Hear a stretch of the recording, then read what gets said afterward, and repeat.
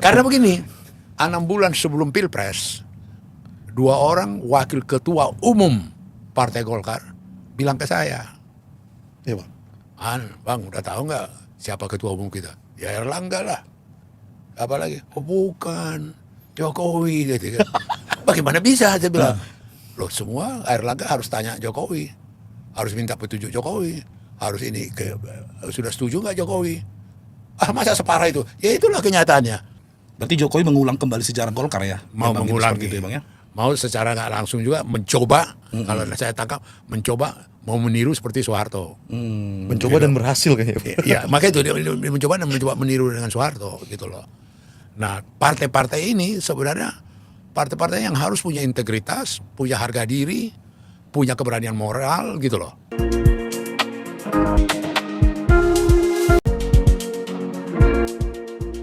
Jumpa lagi di podcast Keadilan TV. Masih bersama saya Jerry, tapi kali ini kita ditemani dengan Bang Junius. Ya, Junius Manurung. Halo Bang, Siap. apa kabar? Sehat, Bang. Sehat, Iya. Bang. Buat teman-teman yang belum subscribe channel YouTube kita, silahkan subscribe dulu YouTube Keadilan TV dan jangan lupa ikuti berita kita di keadilan.id. Wah, Bang yang dari bajunya kayaknya udah tahu nih kita mau ngomongin apa nih. Iya bang. Dari bajunya nih. Karena hari ini Ketua Umum Golkar yang baru dilantik. Oh. Tapi bukan karena saya berafiliasi ke Golkar ya bang. Oh, Tapi oke. memang kebetulan saja ingin pakai baju warna kuning. Gak sabar nonton Munas besok ya. Oke, di Oke. podcast kali ini kita masih bersama dengan politisi senior dan juga wartawan senior Bang Pandanawan. Halo Bang. Iya. Halo, Bang. Sehat Bang? Baik. Langsung aja nih kita tanya nih ke Siap, Bang siap. Pandan. Iya, Bang. Sebagai wartawan senior Bang Panda dan juga politisi senior yang dari tahun 69 ya Bang ya. Babang udah berkecimpung dunia politik, tertarik. Dan langsung aja Golkar berdiri tahun 64. 5 tahun menjelang berdirinya sebuah partai golongan karya. Sudah hampir 50 tahun. Langsung aja kan lagi rame nih Bang, euforia. Heboh berita seminggu ini. 10 Agustus yang lalu Ketua Umum Golkar Erlangga Hartarto mengundurkan diri. Sehari setelahnya hari Minggu videonya viral di mana-mana. Nah, Bang Panda sebagai wartawan yang sudah meliput sepak terjang dunia perpolitikan Indonesia dan juga politisi senior, bagaimana melihat ini, Bang? Jadi kalau bicara mengenai Golkar itu mempunyai kekhasan tersendiri dibandingkan partai-partai yang lain yang ada di Indonesia. Kekhasan tersendiri, partai ini adalah partai yang betul-betul bukan saja menikmati atau posisinya berada dalam pusat-pusat kekuasaan. Partai ini betul-betul cukup panjang lah riwayat Sejarahnya, Bang, hidupnya. Ya, artinya didirikan dulu waktu zaman Soeharto, namanya Sekretariat Bersama Sekber Golkar. Belum partai kali itu, Bang ya? Belum. Masih sekber, Baru partai ya? setelah reformasi 98. 98. Itu kepemimpinan Akbar di Akbar Roma jadi Tanjung. partai. Tanjung. Oke. Nah kemudian 3 tiang penyangganya yaitu Soksi, kemudian MKGR, kemudian Kosgoro. Kosgoro. Inilah penyangganya.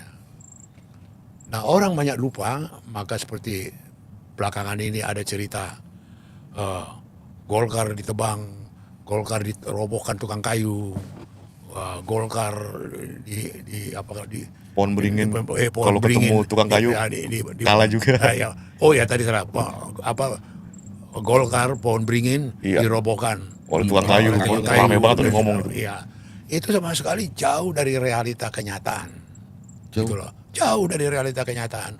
Artinya secara faktual Golkar itu adalah punya ciri tersendiri, punya karakter, punya behavior, ada kebiasaan. Itu partai yang memang sangat erat dengan kekuasaan. Begitu ya bang. Bayangkanlah 32 tahun zaman Soeharto, Ketua Dewan Pembina Sekber Golkar itu presiden. Oke. Presiden. Soeharto. Jadi kalaupun era-era sekarang ini misalnya presiden campur ke Golkar atau menguasai Golkar atau men-take over Golkar atau mengendalikan Golkar, ngatur Golkar, ini bukan cerita baru untuk perpolitikan Indonesia. Gitu. Iya, maka itu kadang-kadang aku sedih lihat kok kayak dikambing hitamin Jokowi gitu loh. Oh begitu ya, Aku juga terharu juga. Karena begini, 6 bulan sebelum Pilpres, 2 orang wakil ketua umum Partai Golkar bilang ke saya, Iya, Bang. Bang, udah tahu nggak siapa ketua umum kita? Ya Erlangga lah. Apalagi? Oh bukan, Jokowi gitu kan. Bagaimana bisa? Saya bilang. Loh semua Airlangga harus tanya Jokowi, harus minta petunjuk Jokowi, harus ini sudah setuju nggak Jokowi? Ah masa separah itu? Ya itulah kenyataannya. Ku tanya lagi teman akrabku, wakil ketua Golkar juga, dia cerita juga ke saya hal yang sama. Bayangin aku dengan background itu melihat peristiwa Golkar yang terakhir ini, ngapain aku kaget? Tapi itu Bang bukan terkait Pak Airlangga sebagai menterinya Pak Jokowi. Kebijakan-kebijakan itu yang harus tanya Pak Jokowi lah itu segala macam. Terkait juga dengan Golkar. Ada politik, politik, bukan teknis-teknis yang kaitan karena dia pembantu presiden, bukan. Adalah masalah APBN lah, adalah masalah sikap politik di DPR lah, adalah mengenai ini. Tanya dulu gitu, Pak Jokowi. Pak Jokowi, tanya dulu Pak Jokowi. Itulah alasan dua orang temanku ini mengatakan ke saya bahwa ketua umumnya Golkar itu Jokowi. 6 bulan yang lalu Bang ya. Iya, 6 bulan yang lalu Sebelum Pilpres. Sebelum Pilpres. Betul, Jadi Bang. sebelum Februari. 6 bulan sebelum Februari. 2023 Iya, berarti? 2023. Dan dua orang ini orang-orang yang berpengaruh. Punya pengaruh besar di tubuh Golkar gitu loh. Pengen nanya namanya. Enggak, artinya mereka meyakinkan saya bahwa begitu powerfulnya Jokowi di dalam internal Golkar. Quote to quote diakui mereka sebagai ketuanya, gitulah. Nah dengan ada terjadi katakanlah pergolakan atau kemelut atau kemudian sampai Airlangga mundur, buat aku sendiri nggak heran, nggak ada yang istimewa, nggak ada yang ajaib, nggak ada yang hebat gitu. Ya orang ketuanya Jokowi kok, Sebagai presiden pro ya. Bang? forma aja kawan ini, Airlangga ini gitu loh. Boleh dia terseduh-seduh meminta mundur dan segala macam. The real politik dalam play bukan di tangan dia, di tangan Jokowi. Yang jadi pertanyaan selanjutnya Bang, sosok Jokowinya kah? Atau memang presiden di Indonesia ini dari zaman Soeharto dulu dengan Golkar itu emang gimana Bang? Zaman dulu Soeharto, Golkar itu ketua Dewan Pembinanya presiden. Dan kemudian zaman itu mengganti mencopot, pakai disuruh mundur dan segala macam, itu udah sangat biasa dialami Golkar. Gitu loh, ganti siapa dibikin Harmoko ketua umum Golkar, sebelumnya Sudarmono, terus Wahono dan segala macam. Itu maunya Soeharto, single person loh, maunya Soeharto bukan ini. Jadi ada dulu joke itu di Bali Kongres waktu tahun 80-an, ada joke itu, saya ikut meliput peristiwa itu. Sebelum diumumkan pengurus ketua umumnya, sekjennya dan segala macam, di konsinyering dulu di satu tempat di Nusa Dua itu yang namanya Jenderal Panggabean dan Kosmas Batubara dan kemudian Ayem Mani Huruk. Ayem Mani Huruk ini kepala BAKN, dia sekretaris. Tiga-tiga kan, dari mulai siang sampai malam sampai ini. Akhirnya keluarlah joke di antara kita. Tiga-tiga itu Batak, jangan-jangan main catur mereka. Main catur itu kecil. Dibodoh-bodohin kita gitu. Maksud Abang itu cerita di wartawan kali itu settingan atau gimana? Iya, artinya kok lama banget. Padahal semua itu harus klarifikasi, harus clearance dari Soeharto. Siapa ketua, siapa sekjen, siapa ini. Itu kan negosiasi apa, menjawab pertanyaan Soeharto. Semua dicek Soeharto itu satu persatu. Gitu loh. Karena lama itu adalah di antara kami wartawan yang meliput. Ya pantas dong lama main catur tuh Pak Gabean sama si Kosmas Batubara. Batak ketiganya Bang ya. Iya, Batak ketiganya. Abang di surat kabar apa itu Bang? Waktu itu Sinar Harapan. Sinar Harapan. Iya, kita meliput di Sinar Harapan. Artinya Bang peristiwa yang terjadi dengan presiden kita ibaratkan lah ya mencampuri dapurnya Golkar itu hal yang biasa ya Bang ya. Hal biasa dan tidak ada yang menjadi wah atau menjadi heran atau kemudian menjadi pembahasan. Udah lazim. Lazim ya Bang ya. Dan terkait dengan informasi yang Abang dapatkan soal bahwa Jokowi, informasi dari dua ketum Golkar tadi, artinya Airlangga ini hanya secara de facto aja, de jure aja ya. Dia ketua umum ya Bang ya. Ya itulah nasib mereka yang menggantungkan kepada kekuasaan. Beda. Sebenarnya diharapkan dari setelah 98, setelah Akbar membuat menjadi partai ya kan, menjadi badan yang baru, menjadi partai. Seharusnya sudah punya identitas kepribadian yang punya karakter yang kuat. Gitu loh.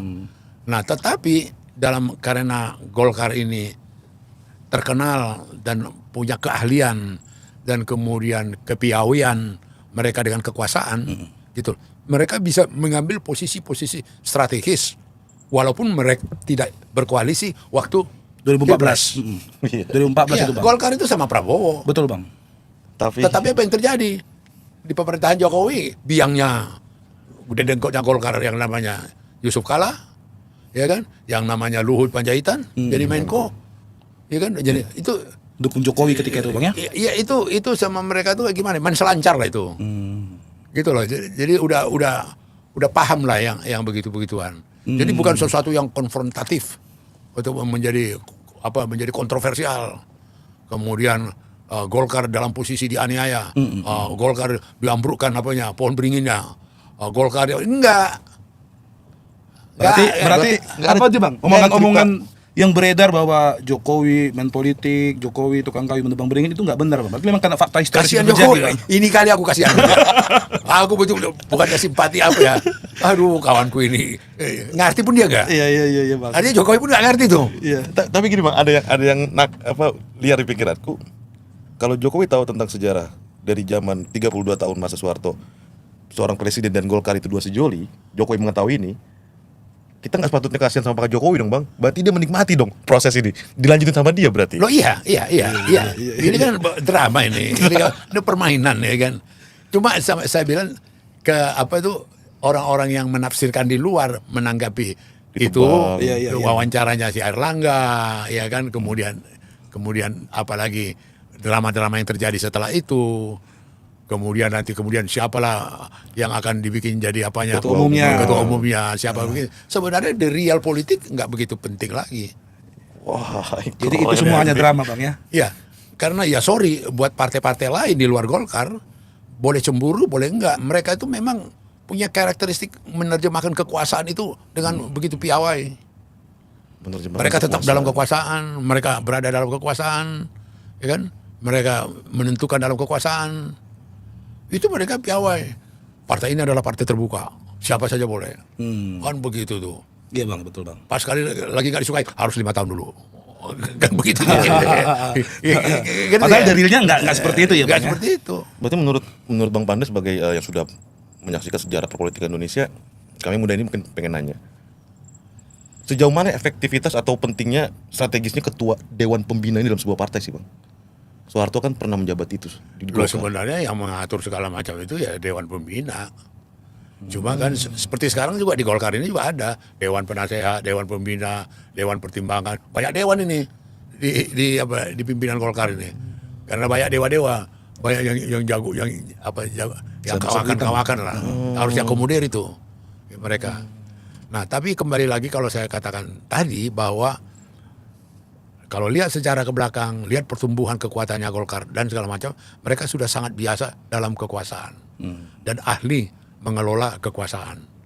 Jadi bisa bayangkan dulu mereka adalah warga negara kelas 1 di Republik ini selama 32 tahun. Yang paria, yang dianggap kere, PDI dan P3. PDI kan P3. Mereka adalah warga negara kelas 1. Elite. Iya toh, mau mendapat promosi struktur di Direktorat Jenderal, di departemen. Jadilah Golkar. Mau jadi direktur-direktur BUMN yang strategis, yang mendatangkan uang, baik di perkebunan, di pertanian, di aneka tambang segala macam. Jadilah dari Golkar. Itu dinikmati lama itu dinikmati. Ini maksud abang ini jalur ABG itu bukan sih Bang?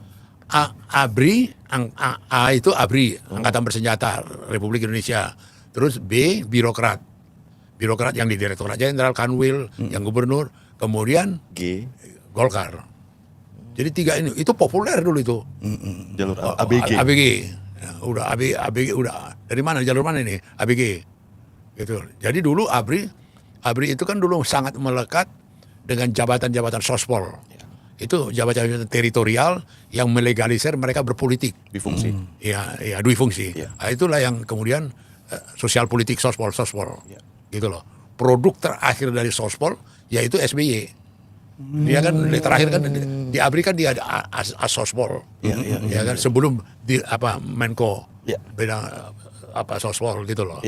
Bang. Itu turunan daripada semua satu polose yang menjustifikasi, melegalisir bagaimana tentara berpolitik. Dan itu sangat dinikmati Golkar. Disitulah Golkar. Dan kemudian juga itu Golkar juga punya sayap-sayap di daerah. Angkatan Muda Siliwangi, Angkatan Muda di Ponegoro, angkatan muda ini, angkatan muda ini, angkatan muda itu gitu loh. Kalau tidak salah satu juga itu Pak pemuda Pancasila ya Pak ya. Termasuk itu Oh, kan. kalau mereka lebih bebas, Lebih bebas ya? daripada ininya. Jadi kembali ke Golkar tadi, mereka berbeda dengan partai manapun di Indonesia ini yang begitu percintaan, perkawinan dan perjodohan yang tidak dimiliki oleh partai lain dengan kekuasaan. Kekuasaan Pak. Jadi Bang Jerry, aku teringat nih Bang Jerry gara-gara Bang Jun. Bapak bilang SBY. Bang, Di beberapa podcast sebelumnya Bapak pernah cerita ketika tahun 2009 peralihan dari Pak JK itu ke Pak Ical ya, Abu Rizal Bakri Ya, ya. Pak ya.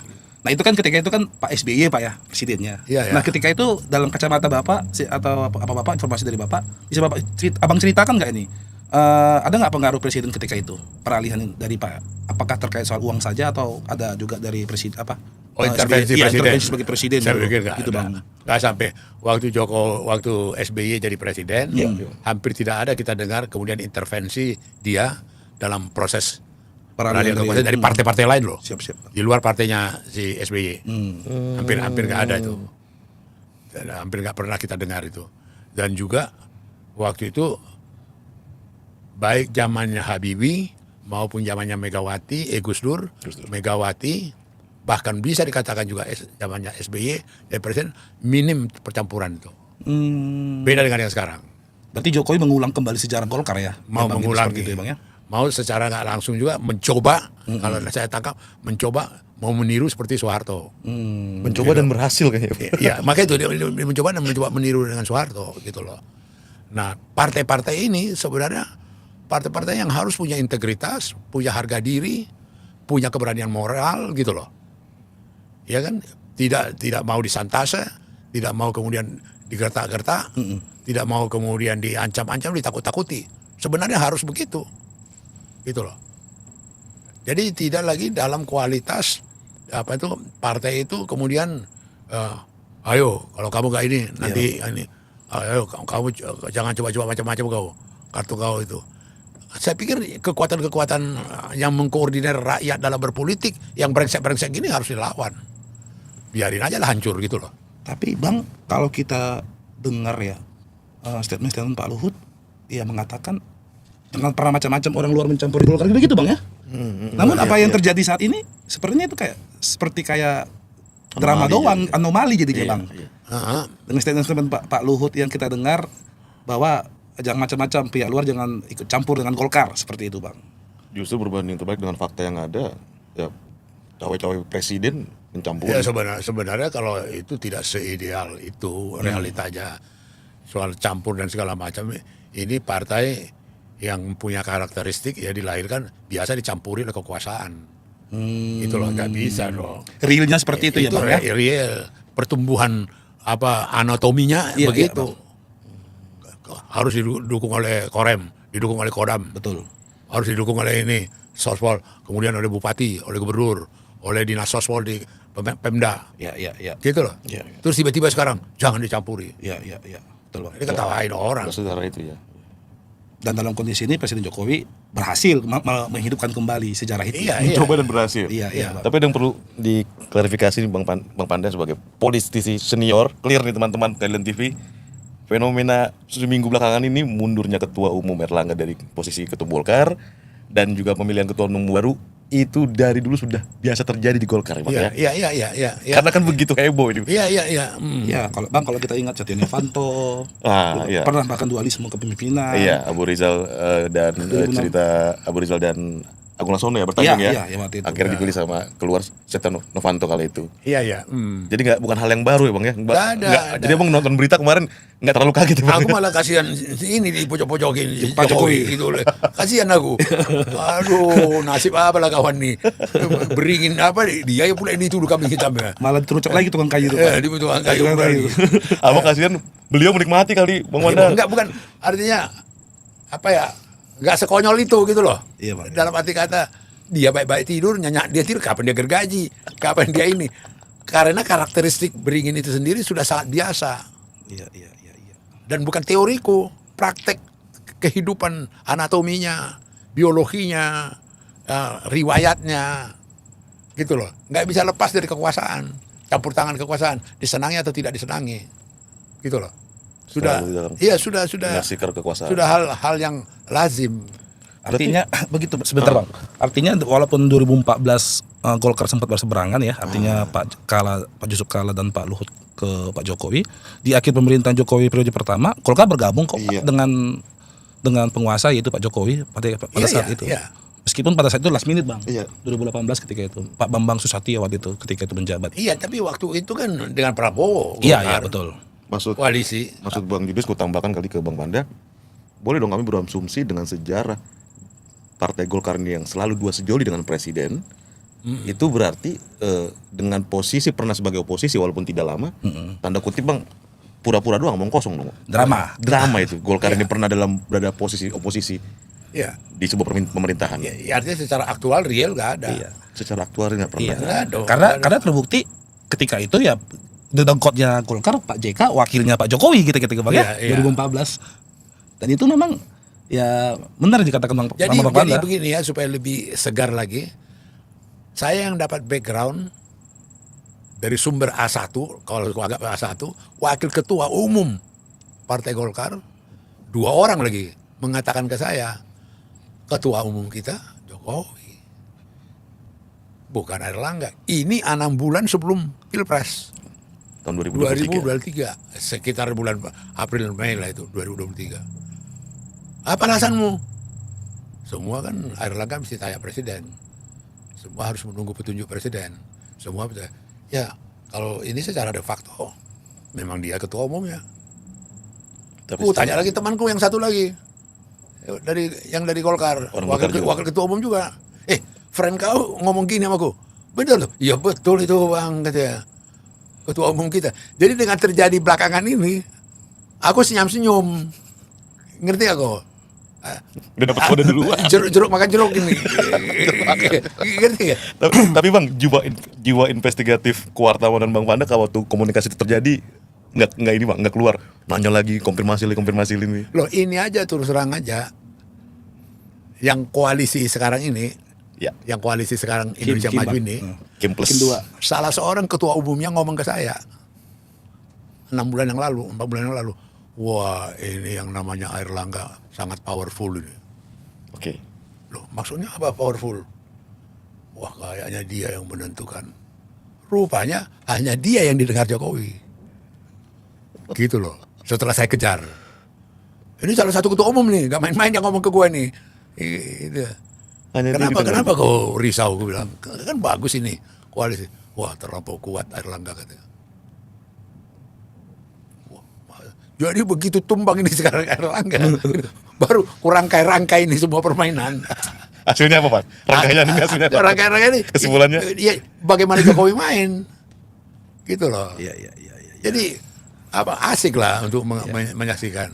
Berarti boleh dong Bang kalau ini Abang juga ngajarin kami yang muda-muda nih.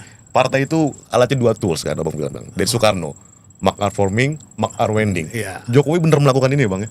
Iya dong. Mengumpulkan kekuatan, Max menggunakan- forming, max unwinding. Iya, Iya.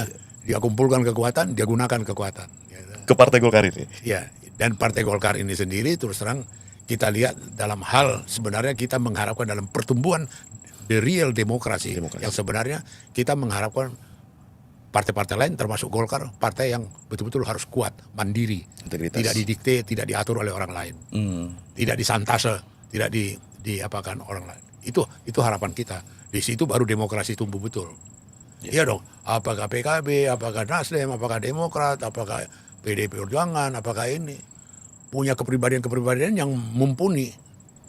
Tapi kalau kemudian dibonekain oleh kekuatan lain, kemudian dicocok hidung oleh apa yang lain, sayang. Gitu loh. Sayang itu partai. Sama seperti cerita 98 saat pelabelan Golkar ditambahkan partai di depannya oleh Akbar Tanjung, Iya. nggak berhasil ya Bang? Iya, artinya itu sebenarnya kita harapkan sebenarnya dengan tampilnya Golkar yang baru, tapi ternyata nggak mudah. Itu yang saya bilang tadi, di dalam tubuh mereka masih ada. Kalau seperti di PDI sama di P3 udah hilang itu. PSI, PRT, ya Murba, Partai Katolik, kemudian Partai Kristen udah hilang itu. Golkar masih. Seperti siapa ini? Kosgoro nih, di Airlangga gitu loh. Nah, yang lain lagi Soksi, yang lain lagi MKGR. Itu salah satu faktor. Itu faktor apa mereka gitu loh. Termasuk Tidak juga tidak apa itu tidak sesolid yang apa mereka apa itu apa kimiawinya mereka gitu loh. justru kimiawinya ke presiden ya Bang. Iya itu. So, Tapi fakta pasca reformasi Pak, memang Golkar tidak pernah di luar 3 besar ya Pak ya, dengan kedekatannya dengan penguasa-penguasa ya Pak. Enggak berapa? Nggak pernah keluar dari 3 besar Pak. Golkar perolehan suaranya. Oh iya dalam iya. setiap pemilu. Oh iya. Artinya memang dampaknya ke situ. Meskipun mereka ya dekat dengan penguasa tanda kutip itu Pak. Ya mereka lihat lah, mereka itu yang saya bilang tadi karakteristik apa itu pembawaan badan, ya kan, kemudian penciuman percaturan politik itu mereka sudah sangat terbiasa dengan kekuasaan dan mereka cukup lama dalam bagian kekuasaan. Itu nggak umur pendek loh, 32 tahun. Betul Pak. Dan menjadi warga negara kelas 1. Warga negara kelas 1.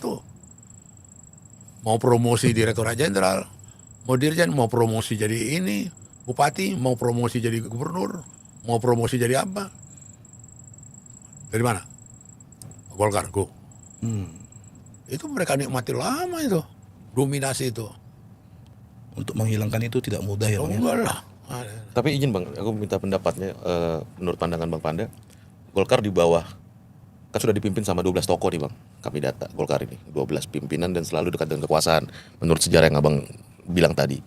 Tapi kan rumor beredar di luar sana salah satu mundurnya Ketua Umum Erlangga dari Golkar ini karena dikungkung oleh beberapa kasus.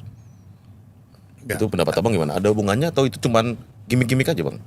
Dan sebenarnya ya waktu hari Jumat itu wartawan kita dari apa keadilan itu sudah bercerita bahwa ada panggilan buat Airlangga akan diperiksa hari Selasa. Iya. Di kejaksaan. Ya kan? Kemudian keluarlah statementnya Airlangga hari Sabtu. Iya. Gitu loh. Iya. Hari Sabtu. Tanggal 10. Dan menyatakan mundur. Iya. Gak usah analisa jauh-jauh cari informasi terus bisa langsung dikaitkan gitu loh, langsung dikaitkan kemunduran itu gara-gara ini, kemunduran itu bisa menjadi multi tafsir, bisa jadi karena dia mau diperiksa ini, karena supaya jangan losing face, supaya janganlah dia ini, ya kan? Cuma sebenarnya kalau menurut aku kurang cantik gitu loh, aturan berakhirlah kabinetnya Jokowi. Berakhirlah pemerintahan dia, tidak ada kasus-kasus seperti ini. Oke. Sama itu seperti IKN.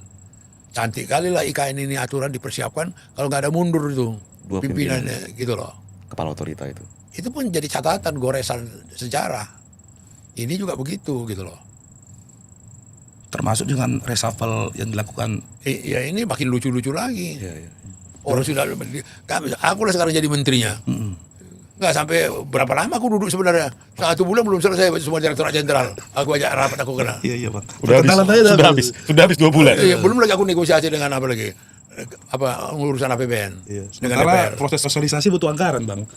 Jadi menurut Abang reshuffle ini yang Cuma menjelang 2 bulan ini cuma lakon-lakon apa aja, pertunjukan aja lah. oleh Apa Pak Jokowi? Iya, ini lakon-lakon yang harus ditonton gitu loh, dilihat gitu loh.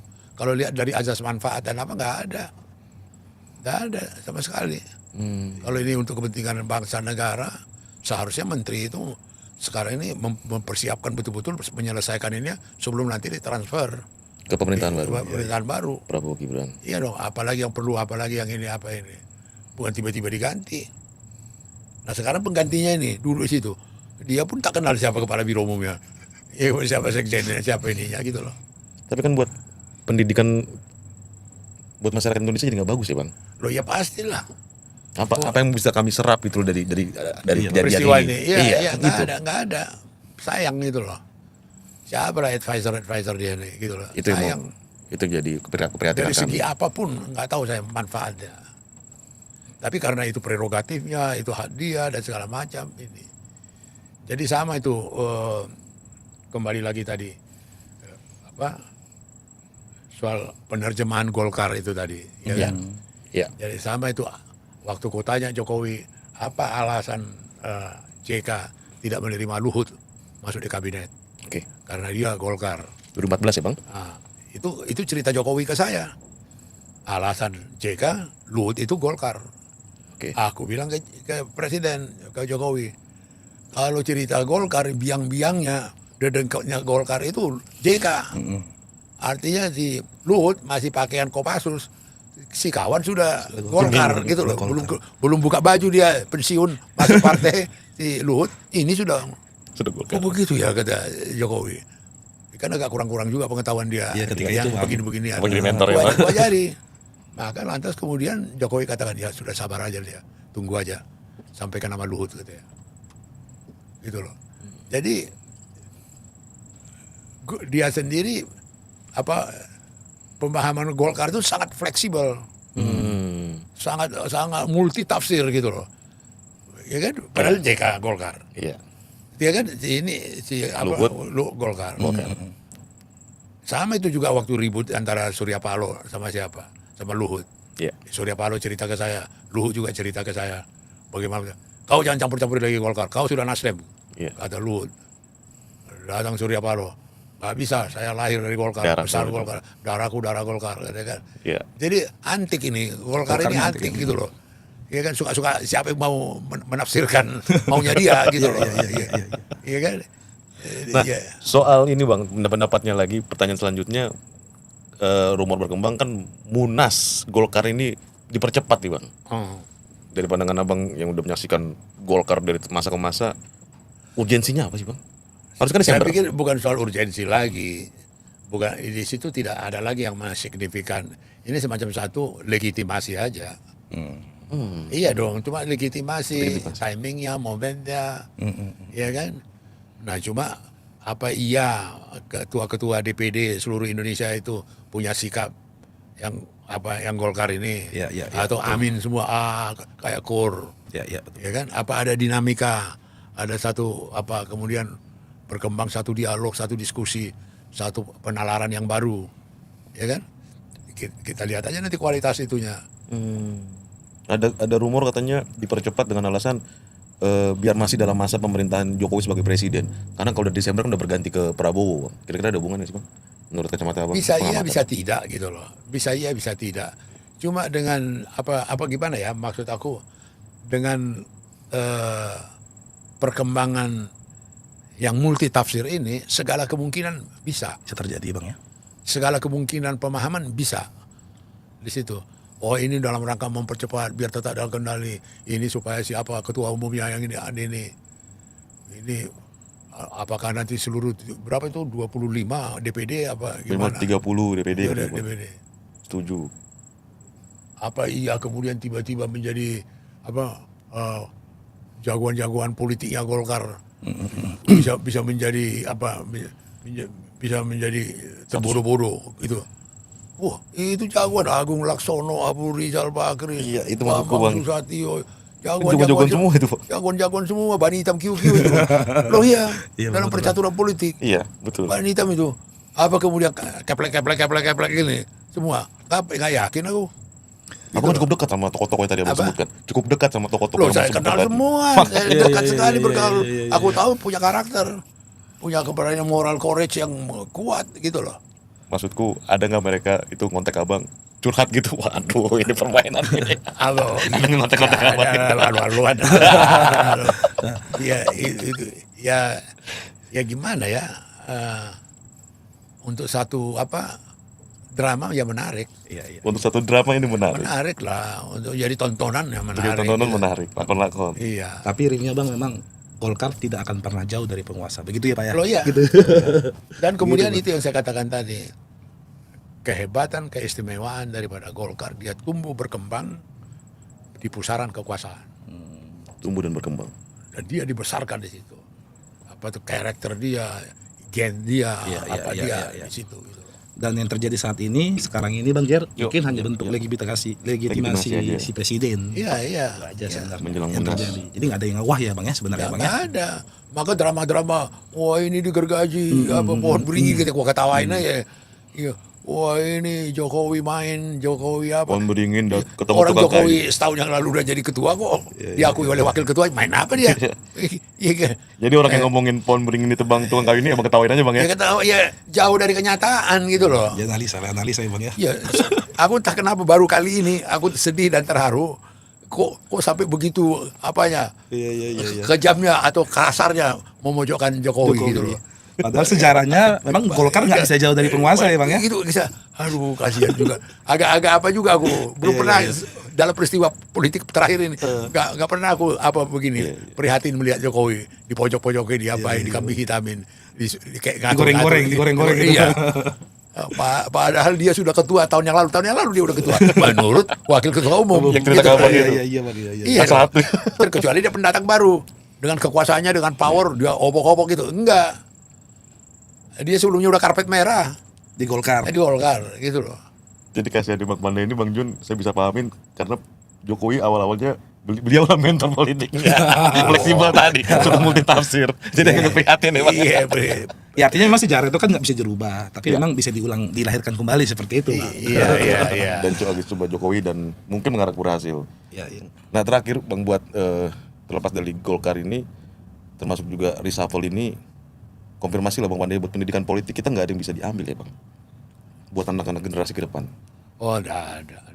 Kalau mau cerita pendidikan politik dan demokrasi, Yes. sudah mulai rusak sejak MK itu. Itu fundamental itu, legendaris itu. Ya, bagaimana MK bisa diinin?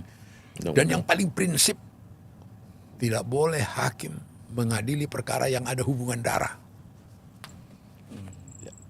Ada hubungan kaitan. Itu dilakukan. Siapa itu? Usman. Anwar Usman. Anwar Usman pak. Ya, Anwar Usman. Bayangkan tuh. Meskipun Dia dipecat kemudian. pada pidato Pak Jokowi di istana sudah menyampaikan permintaan maaf ya bang ya ketika itu ya. Lo enggak maksud tadi kan pertanyaan dia, apakah ada sayang gitu loh. Pendidikan politik buat anak muda generasi ke depan. Buat anak muda sayang gitu loh. Maka itu kita lihatlah karakteristik daripada tokoh-tokoh pimpinan partai politik ini. Iya. Adalah di mereka itu semangat untuk mendidik, adalah semangat untuk memberikan keteladanan. Contoh. Gitu loh. Nah, bang sebentar bang. Bang Dengan permohonan maaf Pak Jokowi ya, artinya bercerita soal inilah yang bisa kami berikan gitu kepada rakyat. Nah itu dalam sebuah pendidikan politik menurut Bang Panda gimana ya? Artinya kalau baik nggak atau bisa diterima nggak secara ini pak, secara narasi oleh masyarakat gitu pak dalam sebuah pendidikan politik lah pak. Bagaimanapun kita ini orang Indonesia, bagaimanapun kita ini menjunjung budaya, bagaimanapun sebandit-banditnya, sebadung-badungnya, sekurang ajarnya, dia minta maaf, itu biasanya dimaafkan, lazimnya dimaafkan. Negarawan Pak. Ya, gitu loh. Itu kekhasan budaya kita, gitu loh. Dengan permintaan maaf itu dimulailah. Tetapi tentu ini ada risikonya. Jangan kemudian diulangi lagi yang dia maafkan itu.